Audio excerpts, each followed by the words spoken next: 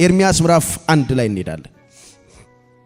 አጭር በጣም ረጋብዬ አጠር ያለ ነገርና ውስጤ ያለውን ስለ ልባም ሰው ሳስብ ይሄንን እንዳወራችሁ እግዚአብሔር እንግዲህ የሰጠኝ መልእክት ነው የምሰጣችሁ። ትንቢተ ኤርሚያስ ምዕራፍ 1 ቁጥር 11 ላይ እንሄዳለን። እንደዚህ ይላል፣ በጌታ በኢየሱስ ስም አነባለሁ። ደግሞ የእግዚአብሔር ቃል ኤርሚያስ ሆይ ምን ታያለህ እያለ ወደ እኔ መጣ። እኔም የለውዝ በትር አያለሁ አልኩኝ። እግዚአብሔርም እፈጽመው ዘንድ በቃሌ እተጋለሁ። መልካም አይተሃል አለው። ከጎናችሁ ያለውን ምን አይተሃል በሉት አንድ ጊዜ። እግዚአብሔር ደግሞ በሉት እስኪ ያየኸውን ይፈጽመው ዘንድ በሉት። ስላንተ ይተጋል በሉት። ባለፈው ጸሎት ላይ ብያችኋለሁ 2018 ትንቢቶች የሚፈጸሙበት ዓመት ነው። እጃችሁን ከፍ አድርጉ ከኔ ጋር አይዟችሁ። የሚቀጥለው ዓመት ትንቢት የሚፈጸምበት ዓመት ነው። እግዚአብሔር የተናገራችሁ ነገር ሥጋ የሚለብስበት ዓመት ነው። አንዳንዶቻችሁን እግዚአብሔር ወደ ሌላ ምድር ይወስዳችኋል። የእግዚአብሔር እጅ በእናንተ ላይ ትገለጣለች። አማኝ ካለ ጮሆ አሜን ይበለኛል። አዎ እኔ በግሌ አምናለሁ እግዚአብሔር ለብዙ ዘመን የተነገረብኝን ነገር የሚፈጸምበት ዓመት ነው። እንደውም አንዳንድ ጓደኞቼ ስነግራቸው ደንግጠው አረተው እንደዚህ አትበል ብሎኛል። 2018 ነገሬን ካልነካካው ተረስቻለሁ ብያቸዋለሁ። ከጎናችሁ ያለውን ደፈር አድርጉ ንገሩት። 2018 በሉታን ያንተ ደጅ ካልተንኳኳ ባንተና በእግዚአብሔር መካከል ችግር አለ ማለት ነው በሉት። ይሄ የሚቀጥለው ዓመት ለጴንጤ የተለየ ዓመት ነው። እመን አይዞ መፍዙዞች ነገራቸው ያከትምላቸዋል። ላማኞች ግን እግዚአብሔር ታሪካቸውን እንደገና ይሰራዋል። የኛ ዓመት ነው። እስኪ አሜን አንዴ። ምን ታያለ በሚል ትንሽ እናገራለሁ። ይህን ክፍል ሁላችሁም እንደምታውቁት እግዚአብሔርና ኤርሚያስ የተነጋገሩበት ሐሳብ ነው። በነገራችን ላይ ኤርሚያስ ማለት እግዚአብሔር ከፍ ያደርጋል ማለት ነው። እግዚአብሔር ምን ያደርጋል ማለት ነው? ከፍ ያደርጋል ማለት ነው። ይሄ መልእክት የመጣበት ወቅት ትንሽ ከባድ ታይም ነው። እስራኤላውያን ንስሐ እንኳን ለመግባት የተቸገሩበት ጊዜ ነው። ለእግዚአብሔር ያላቸው ቅርበት የተበላሸበት ጊዜ ነው። ድንገት ነው ኤርሚያስን እግዚአብሔር ያስነሳው። አደገኛ ሰዓት፣ አገር ትንሽ ግራ በተጋባች ጊዜ፣ እምነቶች በሰዎች ሕይወት በጎደሉ ጊዜ፣ ከተማችን ላይ ሁከት በበዛ ጊዜ ድንገት እግዚአብሔር እናንተን ያስነሳችኋል። ያልተጠበቀ ሰው ነው የተነሳው። የካህን ልጅ ነው ኤርሚያስ። ነገር ግን ጥሩ ጊዜ አልተነሳም ኤርሚያስ። ሰላም ባለ ጊዜ አልተነሳም ኤርሚያስ። ካህናቶች አገልግሎታቸውን በጥሩ ሁኔታ እያገለገሉ ባሉበት ሰዓት አልተነሳም ኤርሚያስ። ኤርሚያስ የተነሳበት ጊዜ እስራኤል የደከመችበት ሰዓት ነው። እስራኤል ጉልበት ያጣችበት ሰዓት ነው። እስራኤል ለመጸለይ ኃይል ያልነበረ ጊዜ ነው። እስራኤል ለምርኮ የተዘጋጀችበት ጊዜ ነው። በባቢሎን ልትወሰድበት የነበረበት ሰዓት ነው። ሁኔታዎች በተበላሹ ሰዓት እግዚአብሔር ግን ድንገት ኤርሚያስን አስነሳ። እንደዚህ እላችኋለሁ ባልተጠበቀ ሰዓት እግዚአብሔር በክብር ያስነሳችኋል። ጩኹና አሜን በለኛ እንዴ። እንዲህ ነው የሚሆነው። ዛሬ ድንገተኛ የእግዚአብሔር ጥሪ በኢየሱስም ያገኛችኋል። ስለዚህ በእንደዚህ አይነት ሁኔታ ውስጥ እያለ ወደ ትንሹ ልጅ ወደ ኤርሚያስ መጣ። እግዚአብሔር መጣና እንደዚህ አለው። ቁጥር ከአንድ ጀምራችሁ ማንበብ ትችላላችሁ። አንተን አለው ሾሜሃለሁ አለው። ባጭሩ ምን ብዬሃለሁ? ሾሜሃለሁ አለው። የምትነቅለው ምን ይሆንልሃል? ይነቀልልሃል። የምትተክለው ምን ይሆንልሃል? ይተከልልሃል። እግዚአብሔር በቀጥታ መጥቶ ከአንድ ልጅ ጋር አገር ለማስተካከል ያወራል። ስለ ከተማ ያወራል። ስለ ኢየሩሳሌም ያወራል።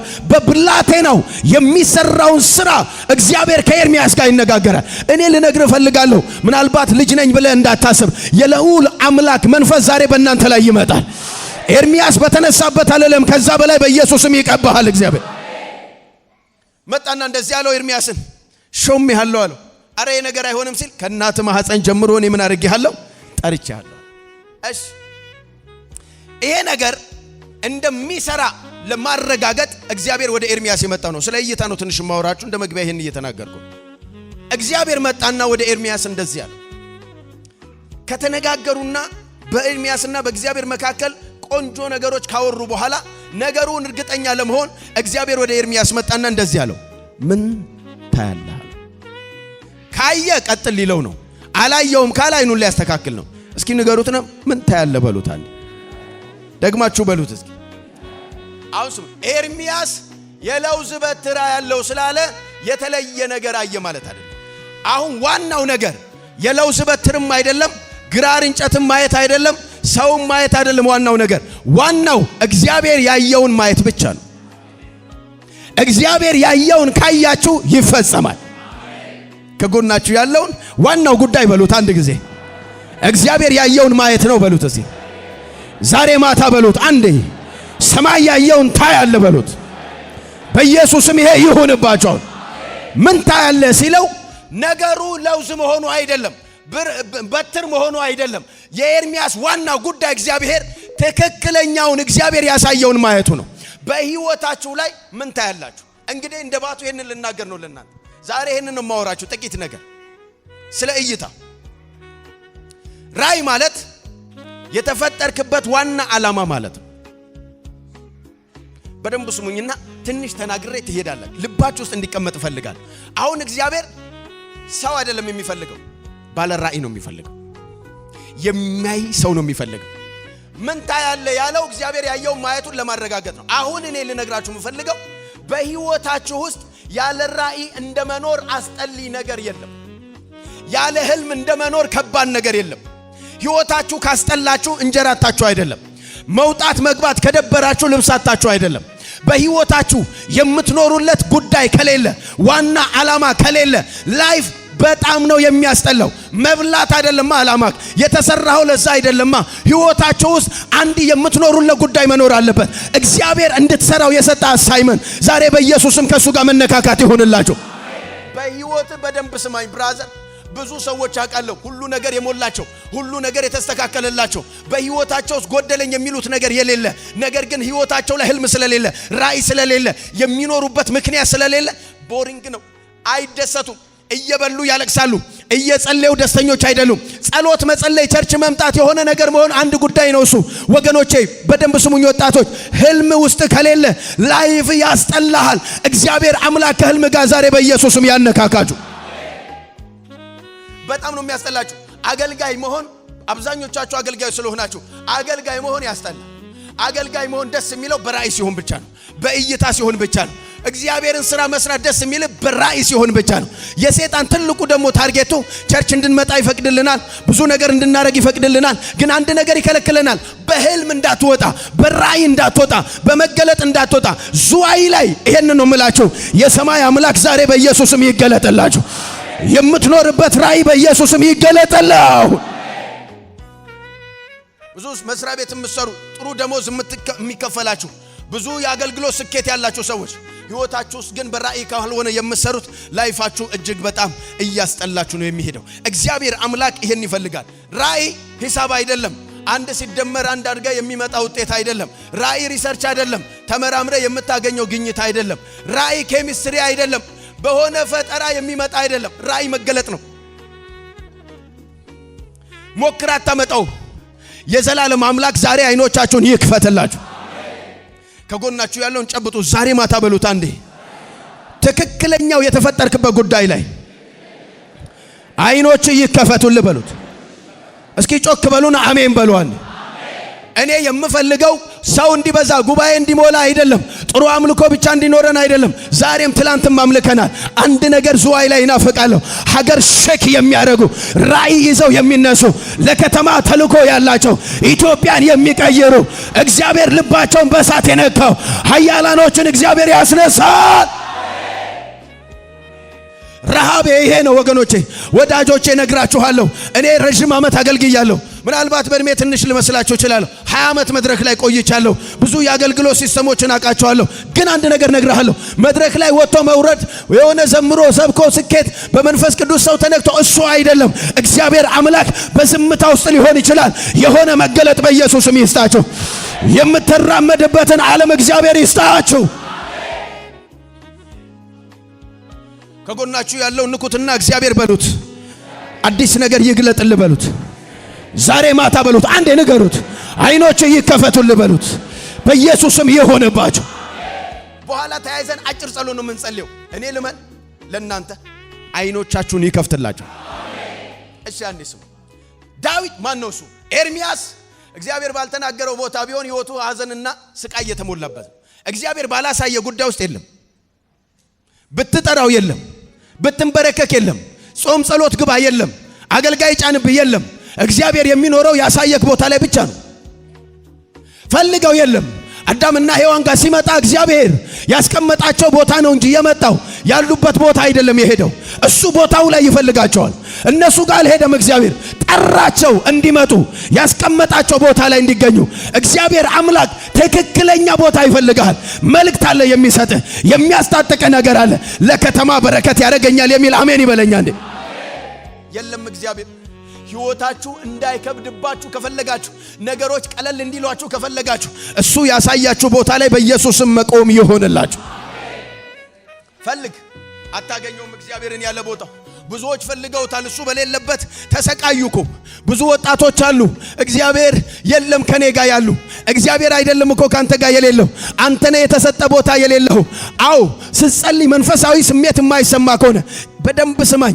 ሪቫይቫሉ የሚመጣው መገለጡ የሚመጣው በሳት መንደዱ የሚመጣው የተሰጠክ ራእይ አካባቢ ላይ ብቻ ነው። እግዚአብሔር የገለጠልህ ቦታ ብቻ ነው። የሰው ቦታ ቆመ ብትጮህ ባዶ ነው። የሰው ቦታ ላይ ሆነ ብትጸልይ ባዶ ነው። የመንፈስ ቅዱስ ሪቫይቫል፣ የማያቋርጥ የመንፈስ ቅዱስ ኃይል፣ የማይቀዘቅዝ የእግዚአብሔር ጸጋ በሕይወታችሁ ላይ እንዲበዛ ከፈለጋችሁ የተናገረልህ ቦታ ላይ ቁጭ በል። ከጎናችሁ ያለውን ስፍራን አትልቀቅ በሉት። አንዴ ንገሩት፣ እዛ ቦታ ሁን በሉት። እስኪ ይኸውልህ በደንብ ስማኝ። ሰው ዘምሮ ትሞላለህ በመንፈስ። ሰውየው ሲሄድ እማትሞላ እማትንቀሳቀስ ከሆነ የሰውየው ቦታ ላይ ነው ያለው እንጂ አንተ ቦታ ላይ አይደለም። አንተ ቦታ ላይ ያለ ኪቦርድ ትግል አለ። አንተ ቦታ ላይ ያለ ሰባኪ ትነቃቃል። አንተ ቦታ ላይ ያለ ነብይ ድምጽ ይመጣላል። አንተ ቦታ ላይ ያለ አገልጋይ ያለ ካህን የእግዚአብሔር መንፈስ ያገኛል። ከጎናችሁ ያለውን ቦታክ ላይ ሁን በሉታል። ራይክ ላይ ሁን በሉታል። መገለጥ ላይ ሁን በሉታል። ከስፍራችሁ የሚያናውጣችሁ የተመታ ይሆነው። ጩና አሜን በለኛ። አንዴ ድገም እስኪ እንደገና አንዴ። የሰይጣን ዓላማው ይሄ ነው። ከቦታችን ይወስደንና እንድንጮህ እንድንዘል ያደርገናል። አይደለም ባንነድንበታል። ባቱ ላይ እንደዚህ ይሆናል። ቦታቸው ላይ ሆነው ቻሌንጅ ቢኖር፣ መከራ ቢኖር፣ ስደት ቢኖር፣ ሐዘን ቢኖር፣ ፋይት ቢኖር የተነገረን ቦታ ሆነን እንቀጥላለን። ስፍራህን አትልቀቅ በሉታል። ለዚህ ነው መጽሐፍ ሲናገር የገዢዎች ቁጣ ባንተ ላይ በተነሳ ጊዜ አንተ ግን ይላል ስፍራህን ምን አታርግ ይላል። ስለዚህ በደንብ ከሰማይ መልእክቴ እኮ ይሄ ነው። እግዚአብሔር ባላሳየክ ዓለም ላይ የለም። ታገል፣ ስቃይ ነው የሚሆንብ። ሕይወት ስቃይ ነው የሚሆንባችሁ። እና ከዚህ ለመቀዝቀዝ ጸሎት አይደለም የሚያስፈልገን፣ ወደ ቦታችን እግዚአብሔር ያስገባል። ነካ አድርጉትና ወደ ቦታክና በሉት አንዴ። እኔ እኮ ስብከት አይደለም የምሰብካችሁ፣ ሐሳብ ነው የምነግራችሁ። ስፍራክን አትልቀቅ በሉት አንዴ። ማንም ቢነካካ በሉት አንዴ ንገሩት። አንተ ግን ቦታህን አትልቀቅ በሉት። ሰው አኩርፋ አይሆንም ብራዘር፣ አትልቀቅ። ኑሮ ተበላሸ ብላ አትልቀቅ አንተ። ውጤት የትምህርት ቤት አልተሳካም ብላ አትልቀቅ አንተ። ዘመዴ ትቶኝ ሄዷል ብለ ግራ አትጋባ አንተ። የተነገረሽ ቦታ ሁኚ፣ እግዚአብሔር በክብር ይመጣል። ራእይ የሌለው ህዝብ መረን ነው ይላል። ምን ይሆናል? ይገለበጣል። እይታ የሌለው ህዝብ ይገለበጣል ማለት ምን ማለት መሰለ? ይሄ እኮ ኖርማል አይደለም። እኔም ስመጣ ገለብጠዋለሁ፣ እሱም ሲመጣ ይገለብጠዋል። የሆነ ነብይም ይመጣል ይገለብጠዋል። ስንገለባበጥ አሻሮ ሆነ። መጨረሻ ላይ የሰው አጨብጫቢ ሆነ ነው የምትቀረው። አንተ መቆም ከፈለክ ያንተን ነገር እግዚአብሔር ዛሬ ይጨምራል። እጅሽን ከፍ አድርግና አሜን በያ እና ይገለበጣሉ። ከሆነ ቸርች ወይ ወደ ሆነ ቸርች ይገለበጣሉ። ከሆነ ነብይ ወይ ወደ ሆነ ነብይ ምን ይሆናሉ? ከሆነ መዝሙር ወደ ሆነ መዝሙር ይገለበጣል። ስቶፕ። መጮህ ካለብህ ጌታ ሆይ የተፈጠርኩበት ዓላማ ምንድነው በልና ጮህ። የሰማይ አምላክ ዛሬ ምሽት ይገልጥላችሁ። እግዚአብሔር ከማንም ጋር መቀለድ አይፈልግም። ሁላችንንም በህይወታችን ላይ ትልቅ ስራ መስራት ይፈልጋል። ጠንካራ እይታ ያላቸው ሰዎች አገር ይገነባሉ። እኔ አሁን ቢመቸኝም ባይመቸኝም ቢደላኝም ባይደላኝም ለአንድ ነገር ግን መኖር እፈልጋለሁ። ለበራልኝ እውነት ብቻ። ቆይ እስኪ ባለፈው ያስቀረውትን ልንገራችሁ በደንብ እንዲገባችሁ ስለምፈልግ። ኤሳው እና ያዕቆብ አሉ። ሁለቱ የማ ልጆች ናቸው? የይስሐቅ ልጆች ናቸው። በደንብ ስሙ። መጽሐፍ ሲናገር ይስሐቅ ይላል ኤሳውን ይወድ ነበር ይላል። ማንን ነው የሚወደው? ኤሳውን ነው የሚወደው። ለምንድን ነው የሚወደው? ለምንድን ነው የሚወደው? በልልኝ በእናትህ በቃ እንዲገባቸው። አድኖ ምግብ ስለሚ ሆዳሞች ስላንተ ቪዥን አያስቡ። ውስጥ ስላለው ነገር አይጨነቁ። አድኖ ያመጣለታል። አንዴ ከበረሃ የታደነ ያመጣለትና የኋላ እግር ይበላል፣ ከሰዓት የፊት እግር ይበላል። ሰውየው የሚወደው ማንም ብቻ ነው። ገና ከውጪ ወደ ቤት ሲገባ ልጄ ኤሳው ይላል። የሚፈልገው የሚያበላውንና የሚጠጣውን የሚፈልገው ይሄ ምድር እንደዛ ነው። ነገር ግን ኪዳኑ ያለው ግን ከያዕቆብ ጋር ነው። ተልኮ ያለው ትውልድ የሚቀጥልበት ኔሽን የሚታይበት እስራኤል የሚባለው ኪንግደም የሚመሰረተው ግን በያዕቆብ ነው። ልጁ ልጅ ይመስላል፣ ቤት ውስጥ ወዲና ወዲያ ይላል። ያ ያደነ ይበላል። እናትየው ግን ትነግረዋለች፣ አንተ ትፈለጋለህ። ከጎን ያለው ንገሩታል። ጎረቤት ባይወድህም በሉት፣ ሰዎች ባያከብሩም በሉት፣ አንዴ ትውልድ ባይቀበልም በሉት፣ እስኪ እንዳትረሳ ይሄንን በሉት። ኪዳኑ ያለው ካንተ ጋር ነው በል። እጁ ካንተ ጋር ነው ያለው በል። ጸጋው ያለው አንተ ጋር ነው በል። ከተማ በአንተ ምክንያት ይቀጥላል በሉት። እስኪ ጮህና አሜን በለኛል። ስማኝማ ስማኝ። የተነገረው ለያዕቆብ ነው። ቤት ውስጥ የሚዘመርለት ግን ኤሳው ነው። የተባለው እኮ ለዚህ ሰው ነው። ለሚያበላቸው የሚጮሁ አሉ፣ ለሚያጠጣቸው የሚጮሁ አሉ። የተረሳችሁ እንዳይመስላችሁ። ጮህና እስኪ አንዴ አሜን በሉ። እኔ የምፈልገው እንደዚህ ከተማችንን ሸክ የሚያደርጉ ኪዳን ያለባቸው ወጣቶችን እግዚአብሔር ይሰጠናል። እኛ እኮ ልንጨርስ ነው፣ ትንሽ ነው የቀረን። ልንጨርስ ነው ብራዘር። እኔ ሚስጥር አላወጣም። እሺ እኔ ናፍቃለሁ። ባቱ ላይ ገና ሲቆሙ መንፈስ ቅዱስ አብሯቸው የሚንቀሳቀስ ጉልበታችን ስለናንተ ተልጧል። ተራራ ላይ ምንጮው ስለናንተ ነው። ረጅም ዓመት ጸልየናል ባቱ ላይ አዲስ ነገር እንዲሆን። አላውቅም አንተ ልትሆን ትችላለህ። እስኪ ጮህና አሜን በለኛል። ራእይ ሲመጣ የሰው ቁመት አያይም እግዚአብሔር። ራእይ ሲመጣ የሰው እድሜ አያይም እግዚአብሔር። ብላቴኖች ጋር ይመጣል፣ የተረሱ ጋር ይመጣል፣ የተጣሉ ጋር ይመጣል፣ ዘመድ የሌላቸው ጋር ይመጣል። ሴት መሆንሽ እንዳይጨንቅሽ፣ ዘመድ አለመኖሩ እንዳይጨንቅህ እግዚአብሔር ራእይ ይዞ የመከመጣ ከዘመድ ጋር አይደለም እኮ ጉዳዩ። ከሰጠክ ራእይ ጋር ነው እግዚአብሔር ዓላማ። ከተቀበልከው መለኮታዊ ሐሳብ ጋር ነው እግዚአብሔር። ዛሬ ይሄ መንፈስ በኢየሱስም ያገኛቸዋል። አትጨነቅ። የተማርክ መሆን ግራ እንዳይገባ፣ አለመማር ግራ እንዳይገባ፣ ጓደኛ ስለሌለ ግራ እንዳይገባ፣ የተተውክ ስለመሰለ ግራ እንዳይገባ። እግዚአብሔር ከእግሬ ጋር ጉዳይ የለውም፣ ከእጄ ጋርም ጉዳይ የለውም። እግር ቢኖረኝ ባይኖረኝ፣ እጅ ቢኖረኝ ባይኖረኝ፣ ይኸውልህ እነግርሃለሁ፣ በልብ ያስቀመጠው ነገር አገር ይወርሳል። ከጎናችሁ ላለው ንገሩት፣ የእግዚአብሔር ፕሮግራም በሉት እስኪ። ከሰው ጋር ሳይሆን በሉት፣ በሰውየው ካስቀመጠው ጋር ነው በሉት። ጩና አሜን በለኛል። ቆይ ወደ ሐሳቤ እንዴት ልንገራችሁ። መጽሐፍ ሲናገር ልጆች የእግዚአብሔር ምንድን ናቸው ይላል መጽሐፍ። ልጆቹ ስጦታ ናቸው ወይ? አይደሉም። ልጅ ስጦታ አይደለም። ልጅ ስጦታ አይደለም። ልጁ ውስጥ ያለው ነው ስጦታ። ነጮች ስለገባቸው ልጁን ይተውና ውስጡ ያለውን ያሳድጋሉ። ሹፌር ነው ይሄ ልጅ፣ መሪ ይሰጠዋል። ውስጡ ያለውን የሚያሳድጉ ዶክተር ነው ይሄ ልጅ፣ ይሄንን ጆሮ ላይ የሚደረገውን ይሰጡታል።